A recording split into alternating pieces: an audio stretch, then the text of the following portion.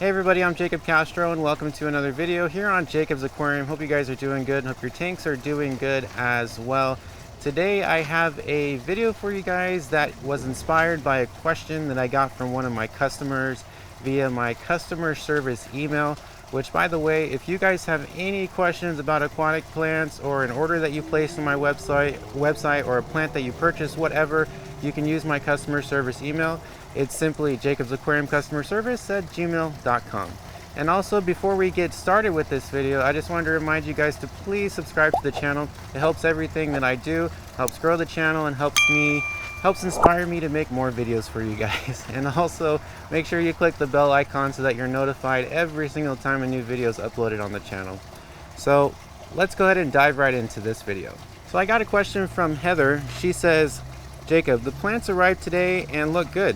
I don't see any roots, so how do you recommend planting them? Should I float them until they grow roots or try to anchor them down in the soil with something? Well, thank you for the question, Heather, and thank you for your order. I really appreciate it. So in regards to most of the stem plants that I sell on my website, they're primarily cuttings, which means they're grown in the pond, and instead of ripping the entire plant out of the pond with the existing root structure and everything, I just take cuttings off of the existing stems, which means that the stems that I typically send my customers don't have roots attached to them. Depending on some plants, actually, some plants may have roots attached to the stems because some stem plants are kind of strange in the sense that they develop roots pretty high up on their stem. It's not so much that they develop roots out of the bottom of their stem. So with some plants like Anacarus, for example, pretty much even if I ship the plant as a cutting, you'll still get roots on that plant. But for plants like Ludwigia, plants like pearlweed, plants like, I'm trying to think of all the stem plants that I have, hygrophila, plants like that, sometimes they may not have roots attached to them. But it's not really going to hurt your plant. And it doesn't mean that it's going to make it any harder for you to grow those plants. Growing aquatic plants from cuttings is very, very simple, which brings me to something that I wanted to talk about first before I explain a little bit more about roots and stuff like that. When you grow aquatic plants from cuttings, it's actually a very neat way of growing plants. And what I mean by that is it's a very easy way to propagate plants.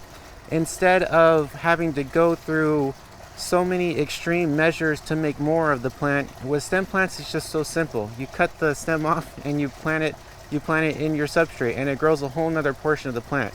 So stem plants could not be easier to propagate.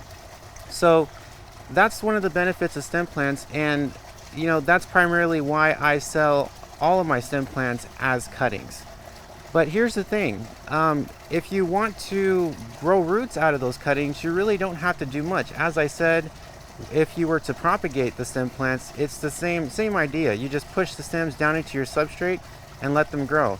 And pretty much the substrate you have in your planted tank will determine how fast your roots grow. If you have these stem plants in a gravel type of substrate that really doesn't have a lot of nutrients, but you might have some root tabs in there, or maybe it's gravel that's been in your tank for a while and it's had a chance to collect a lot of fish waste and things like that.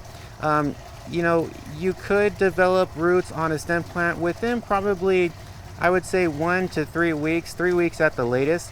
Now, if you're planting these stem plants into really nutrient-rich substrate like ADA soil, Seachem Eco Complete Fluoride, substrates along those lines, of course I would recommend ADA soil. I always recommend ADA soil for anybody that wants to set up a planted tank, because I've used it so many times and it just can grow pretty much any plant that you can think of.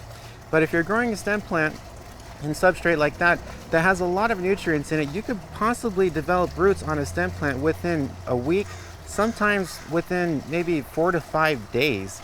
It just depends on the plant, and it just depends on your substrate. So thank you for the question, Heather. I hope I helped you out. And for everybody out there that's new to the hobby and that has purchased stem plants from my website or anybody else, and you get them in the mail and they have no roots, don't worry, nothing's wrong with them. You didn't get a low quality plant. They just simply need to develop roots, and during that time nothing's going to happen to the plant. It's just going to take a little bit of time to establish and to start growing. And I should also mention that as well.